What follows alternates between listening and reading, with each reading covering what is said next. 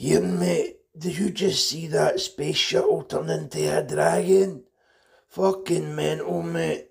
So, Season 3 of the G1 cartoon got pretty weird, After setting most of the action on Earth in the first two seasons, the time jump to 2005 allowed the writers to go full-on space opera. Little did the kids of the 80s know that the actual 2005 would not feature space pig bounty hunters, interstellar travel, or amazing transforming robotic exosuits. Instead, we got Nickelback. We're in the worst possible timeline, aren't we? Never being a franchise to miss an opportunity to hawk more toys, Season 3 introduced us to a weird new character. Or should that be characters? This fella perhaps was the strangest transformer yet seen, looking like a cross between a NASA space shuttle, a dragon, and a chicken. This was the multi-talented, ultra-skilled, and above all, modest Skylynx. Skylynx's original toy was a thing of beauty. It looked like nothing else in the line. Instead, it looked like the demented imaginings of a fella on a permo. Skylynx was really two toys that combined. A space shuttle that transformed into some kind of prehistoric terror chicken, and a mobile launch pad that turned into a mighty two-tailed robotic lynx. Did you get it? Sky and Lynx. When they're combined, they're Skylynx. Clever, eh? Sounds way better than air pussy anyway. That just sounds like a queef. Oh, the toy was motorised, so it could walk very slowly and awkwardly along the floor. Absolutely magical stuff. In the show, I'm pretty sure the two parts of Skylynx shared the same consciousness, as they both had the same voice. Fuck knows though, as he appeared in all three forms at random, depending on the episode. Speaking of episodes, can we talk about Call of the Primitives for a minute?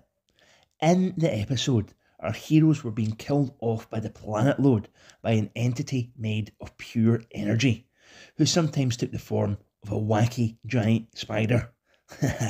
Classic G1. A spooky disembodied voice then called on the Transformers possessing beast modes to stop this universe-threatening electric arachnid. Skylynx, the Dinobots and the Predacons then set out to find whomever or whatever was responsible. Turns out it was a wee cheeky space monkey called Primacron. Apparently this naughty chimp was the one who created the energy being, and also Unicron. To make things even more ridiculous, the gibbon in a spacesuit was defeated by notorious tactical genius Grimlock, who simply pulled a lever, destroying the energy being and bringing all the dead folk back to life. Primacron was never heard from again. Mental. So there you have it, the Chaos Bringer, the biggest threat the Transformers, nay the very universe, had ever faced. Unicron was the creation of a simple spacefaring simian. Ridiculous. It really reminds me of the secret ending in Silent Hill 2, where you find out the one responsible for all the eldritch horror was a nice wee dog behind an intricate series of buttons and levers. Anyway, shall we have a look at a big old toy? This here is Eathrise Skylynx, and I think I may have a new favourite in my collection.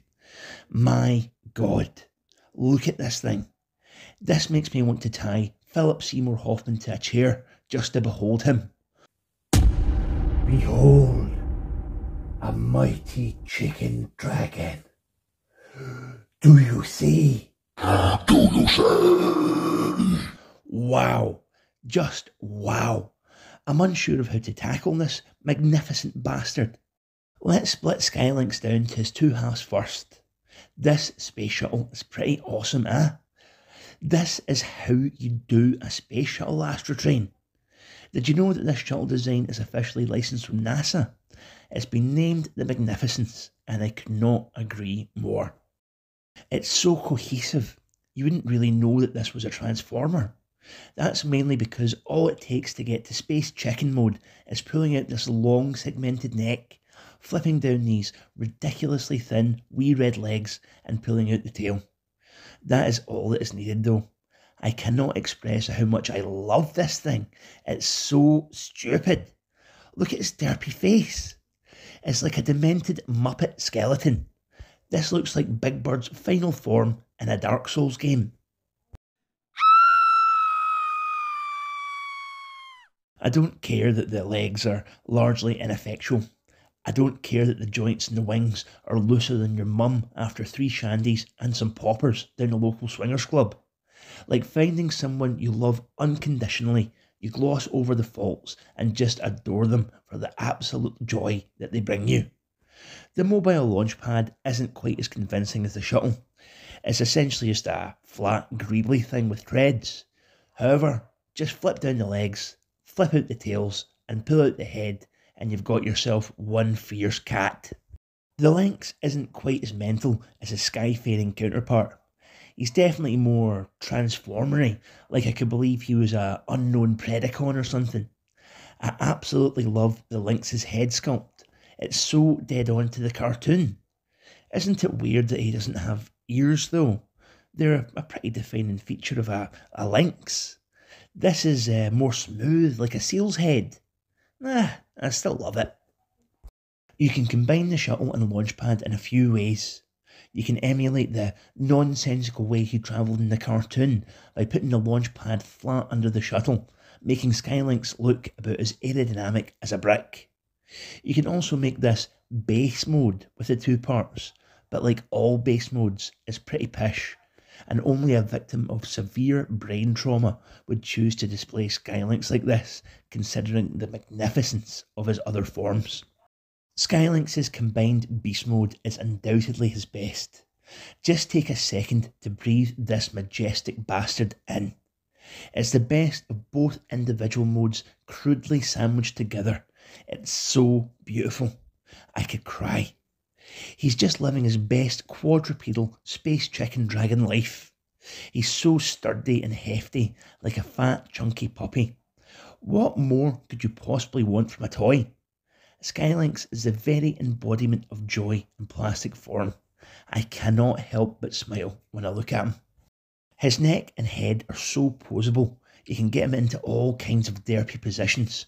Skylynx's legs are also in lovely clicky ratchets, so they've got no problem supporting this unit of a boy. From under the shuttle wings you can pull out these proud blue poseable ones that complete Skylynx's divine silhouette.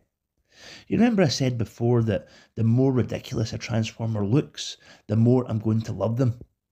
Skylynx is the reigning sheriff of stupidity, the biggest baron of buffoonery, the prince regent of ridiculousness.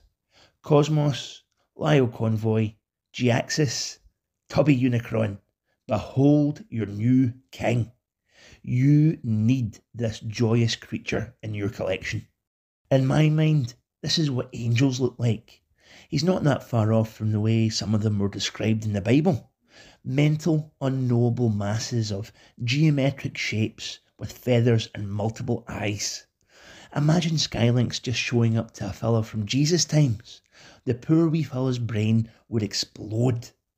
Am I saying that perhaps the origin of all religion on Earth is due to a time-travelling robotic dragon chicken? Quite possibly.